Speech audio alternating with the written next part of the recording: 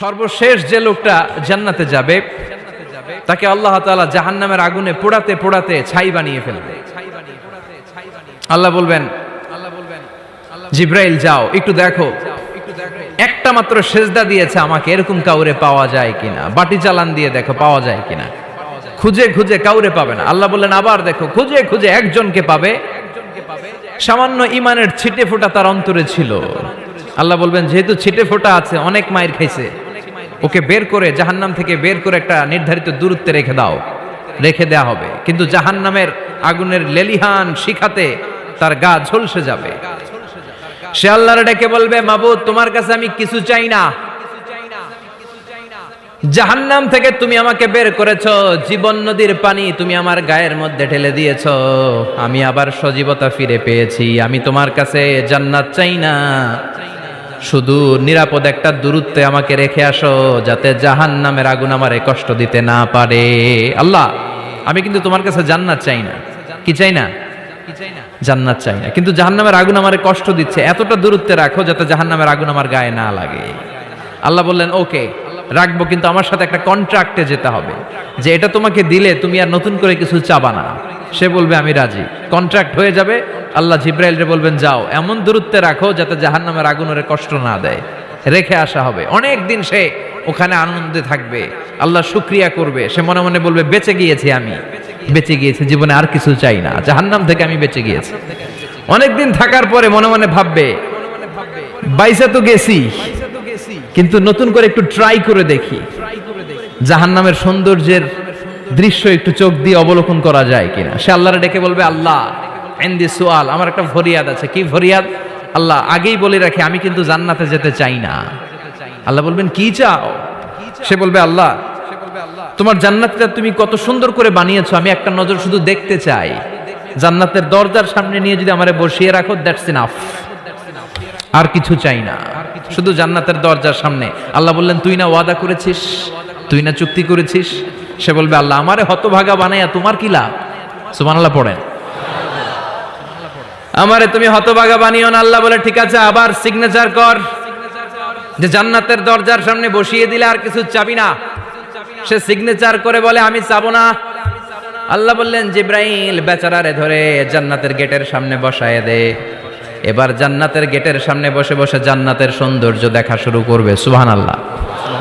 এমন সৌন্দর্য যেটা চোখ দিয়ে কেউ দেখে নাই, কান দিয়ে শোনে নাই, ওই সৌন্দর্য চোখে দেখে, কান দিয়ে আওয়াজ শুনে মাগার ভোগ করতে পারে না। অন্তরে জ্বালা আছে না নাই?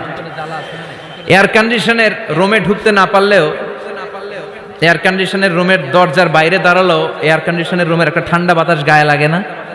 কথা বলেন।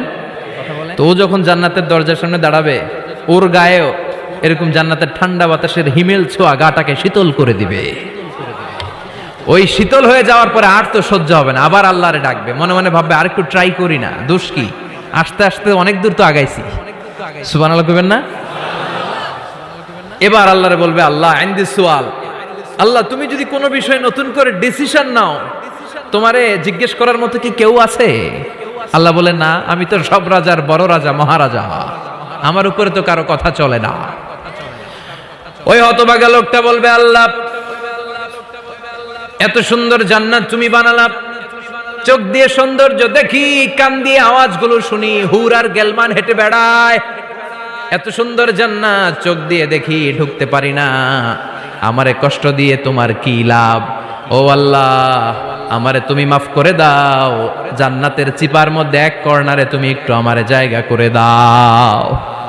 আল্লাহ বলবেন ওয়াই হাক ইয়াবনা আদম, তোর ধ্বংস হোক হে আদম জাত, মা আগদারাকা, তোর চেয়ে বড় গাদ্দার আমি আমার সৃষ্টিকুলে কাউরে দেখি নাই, কারণ তুই আমার সাথে চুক্তি করিস আর চুক্তি ভঙ্গ করিস।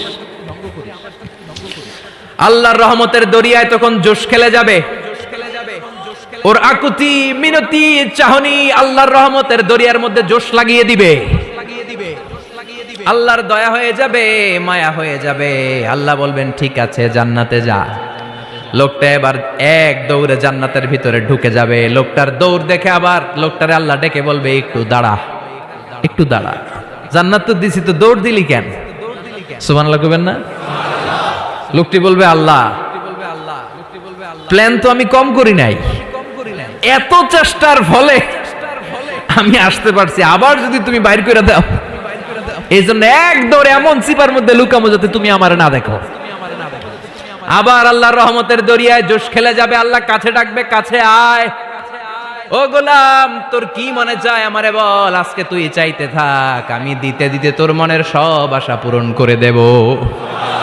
লোকটা খুশি হয়ে বলবে, আল্লাহ আমারে এটা দাও, বাড়ি দাও, গাড়ি দাও, নারী দাও, এটা দাও, ওটা দাও, একের পর এক চাইতে থাকবে, আল্লাহ সব তারে দিতে থাকবে। চাইতে চাইতে লোকটার সব চাওয়া যখন শেষ, সে বলবে, আল্লাহ আর আমার চাওয়ার কিছু নাই। আল্লাহ বলেন নো, এত তাড়াতাড়ি যে তুমি খেলা শেষ করতে পারবা না মনু, আমার সাথে তোমার এই খেলা আরো লম্বা সময় চলতে হবে, তোমার অনেক কিছু চাইতে হবে। তুই আজকে চাইতে চাইতে তোর সব চাও আমার কাছে বলবি, আর আমি দিতে দিতে তোর জীবন ধন্য করে দেব। সে আবার চাইতে শুরু করবে, আল্লাহ এটা দাও, ওটা দাও, ওটা দাও, আল্লাহ দিতে দিতে সব দিবে। এরপরে বলবে, আল্লাহ মাফও চাই, দোয়াও চাই, আর চাওয়ার কিছু নাই। আল্লাহ বলবেন, তাই ঠিক আছে, তোরে আমি জান্নাতে ঢুকাই দিলাম, তবে মনে রাখিস তোর জান্নাতটা হবে সবচেয়ে ছোট জান্নাত, আর তোর জান্নাতটা হবে এই পৃথিবীর 10 গুণ। চিল্লা এখন সুবহানাল্লাহ। বুখারীর বর্ণনা, আখিরু মান দাখালাল জান্নাহ, যে লোকটা সর্বশেষ অনেক মাইর খাইয়া রিমান্ডে থাকার পরে জান্নাতে ঢুকবে, তার জান্নাতটা যদি পৃথিবীর 10 গুণ হয়, তাহলে আমাদের সবাইরে ফেরদাউসে ঢুকাতে আল্লাহর কোনো সমস্যা আছে? চিল্লায় বলেন, সমস্যা আছে?